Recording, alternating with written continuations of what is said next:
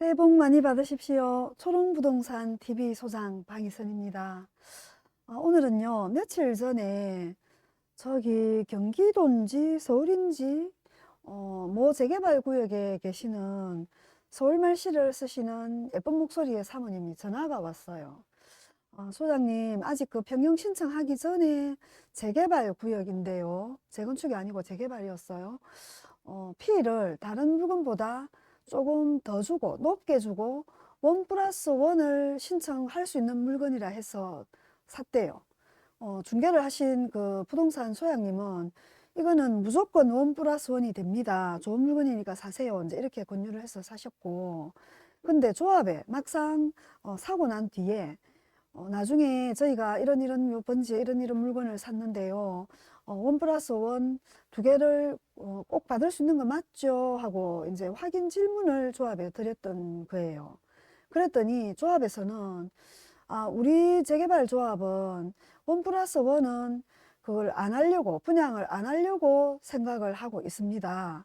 면적이 넓든 좁든, 감정평가액이 높든 작든, 1+1은 안 하고 그냥 집 한 채씩만 주는 걸로 한다라는 얘기를 하시더라는 거예요.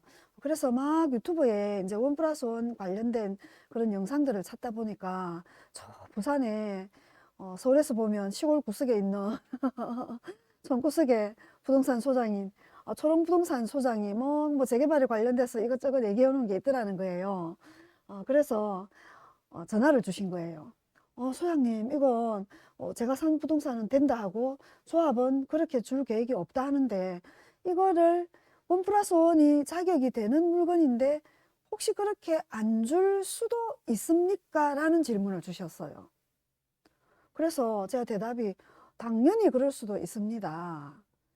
줄 수 있다지 반드시 준다라는 조문은 없습니다. 라고 말씀을 드렸더니 전화 수화기 속에서도 간이 철렁 떨어지신 그런 느낌의 목소리가 들리더라고요. 어머, 이걸 어떻게 해요? 이러시면서 피를 높게 주고 사셨는데 집 두 채 값을 이제 사신다 생각을 하고, 근데 조합에서는 그걸 그렇게 아예 분양할 계획이 없다 하니, 그래서 이렇게 재개발 구역에 기본적으로 우리가 또 공부가 되어 있으면 놓치지 않을 그런 부분들을 놓칠 수도 있겠구나. 예전에 제가 초롱부동산 제 유튜브 한 지가 한 5년, 해수로 올해 6년째가 되네요. 그래서 옛날 영상에 보면 다 전부 정리대가 올라가 있거든요. 근데 영상을 뭐 4년, 5년 전 오래된 거는 또 보시기가 안 쉽죠. 또 법들이 조금씩 바뀌기도 하고 이래서. 그래서 2025년, 오늘이 1월 24일입니까? 1월 24일이네요. 1월 24일 현재 적용되는 도시 및 주거환경정비법 적용 조문을 펴놔놓고 한번 정리를 하고 넘어가겠습니다. 초기 요즘은 아까처럼 그 경기도나 서울에 있는 그 재개발 구역처럼 그동안은 어지간하면 1+1이 주거 전용 면적이 두 개를 받을 수 있는 면적이 되면 거의 대부분은 다 줬어요. 그러다 보니 일선에서 중개를 하신 수학님들은 아이고 그 당연히 주지요 이렇게 상담을 하신 분들도 이제 계셨던 거죠. 근데 왜 이제 지금은 안 주는 조합들도 생길 수 있냐 하면 요즘은 재개발 구역이라 해도 재개발 물건을 사면 조합원들 뭐 먼저 추첨하고 분양 가액도 일반 분양가보다 좀 유리하게 가져가고 이런 게 이제는 많이 학습이 되어 있습니다. 제가 재개발 전문 부동산을 한 지가 벌써 뭐 거의 이제 10년 세월에 접어들어 가는데요. 그러다 보니 수많은 사람들이 그 재개발에서 학습이 되어 있어서 어, 많이 사죠. 사는데 뭐 법인들이 뭐 대형 원룸을 지어서 단독주택 한두 개를 사가지고 그러면 분양권 하나나 두 개 나가면 될 걸 원룸을 뭐 12채를 지어서 분양권을 12개를 뭐 늘린다든지 뭐 토지를 뭐 이렇게 공유지분으로 나눈다든지 집과 토지를 분리한다든지 이런 도정법을 지키는 범위 안에서 조합원 숫자가 늘어나다 보니 일반 분양 개수가 많지가 않을 수가 있어요. 근데 이제 그 비율이 재건축도 아닌 재개발이 또 조합은 비율이 너무 많아지고 일반 분양 개수가 너무 작아지면 이제 분담금이라든지 이런 그게 올라갈 여지가 있죠. 조합은 분양가가 올라가게 되고, 그동안 재개발 딱 이러면 입주권을 가지는 조합원들이 주인이고요. 집을 100채를 짓는데 그 중에 만약에 뭐 한 20채를 헌집을 부수고 100채를 지어서 분양을 한다 하면 20채 집이나 땅을 제공한 사람이 내 재산을 주고 그거를 모아서 십시일반 그 가지고 있는 부동산을 다 모아서 이제 20채를 잘 지은 거를 먼저 좋은 걸 골라 가지고 나머지 80채를 일반 분양가를 정해서 일반 분양을 하고 거기서 나온 그 수익금을 20채를 그 가졌던 주인인 20명의 조합원이 자기 집 그 감정평가 등치대로 곱하기를 해서 안분을 해서 수익금을 돌려받는 거거든요. 찾아오는 게임이거든요. 물론 그 사업비나 어떤 건물을 지을 때 시공단가나 이런 비용을 다 차감을 하겠지만 조합원들의 조합원 분양가를 낮게 하면서 거기에 들어가는 그 원가를 일반 분양가에 엎어서 보통은 분양을 해왔습니다. 이때까지는. 그런데 이제는 바뀌어서 조합원이 한 80명 정도가 되고 조합원이 한 90명 정도가 되고 일반 분양이 10명도 안 되는, 심지어 부산에도 당장 최근에 뭐 관리처분 인가나고 한 뭐 촉진 관련 저 인근구역에 일반 분양이 뭐 100세대 남짓도 안 되는 그런 그 또 재개발이 있어요. 그러다 보니 조합원 분양 가액은 거의 일반 분양가 못지않게 높아지고 그리고 내 짐을 맡아줄 일반 분양 그 수분양자가 없잖아요. 그러다 보니 한 채라도 일단은 더 일반 분양을 조합원 것보다는 단돈 100만 원이라도 높게 분양을 하니 안 그래도 조합원 숫자가 많은데 여기에 원 플러스 원을 줄 수가 없고 당연히 일반 분양을 다 하는 걸로 조합원들이 총회나 이런 데서 뭐 이렇게 정해서 안 주기로 하면 안 줄 수도 있는 거예요. 이게 줄 수 있다기 때문에 그 근거 법 조문을 오늘 도시및주거환경정비법 안에서 한번 잠깐 짚어보겠습니다. 진짜로 그렇게 돼 있는지. 여기 보시면 76조. 자, 76조 관리처분 계획의 수립 기준 이렇게 돼 있죠. 관리처분 이제 그 하면 집을 뭘 어떻게 받고 이제 이런 걸 정리하는 그거겠죠. 거기 다음 각호 기준에 따른다 되어 있는데 뭐 어떻게 하면 주고 이런 게 적혀 있는데 여기는 원 플러스 원은 여기 1항 동그라미는 항이거든요. 1항 7호 여기에 보시면 7호 라목일 거예요. 라목에 여기 보면 제74조 1항 5호 요거는 그 관리처분에 관한 조문이겠죠.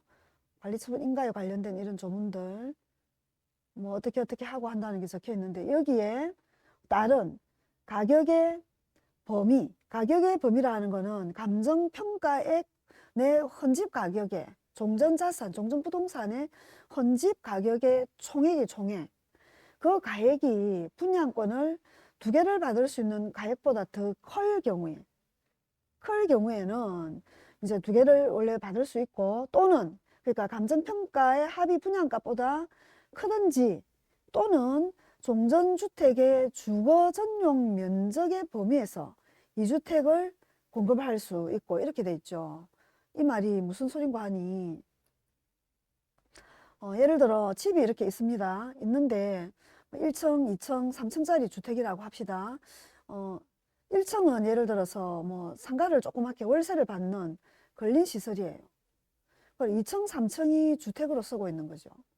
이럴 때 주택으로 쓰고 있는 요 건축물 대장상의 그 면적의 합계 그게 만약에 뭐 한 145제곱미터가 된다라고 합시다. 1, 2층 합이.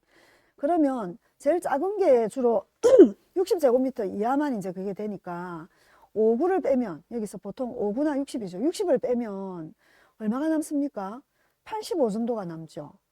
그러면 우리가 보통 84 타입 플러스 5구 타입 이렇게 원 플러스 원을 받을 수 있는데 이거 합산할 때는 1층에 걸린 상가는 빼고 계산을 한다는 뜻입니다. 이게 주거 전용 면적의 범위 내에서 이게 주택으로 건축물 대장이 있는 그 면적의 범위 145였으면 84 플러스 5구 정도.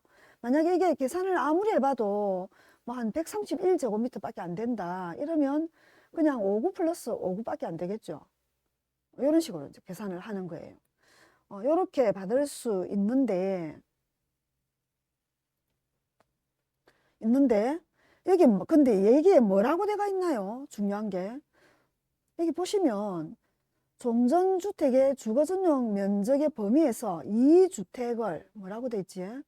공급할 수 있고, 이렇게 돼 있습니다. 공급하여야 하고가 아니에요.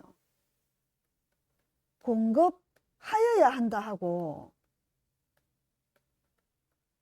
할 수 있고, 이거하고 같습니까? 다릅니까? 공급할 수 있고.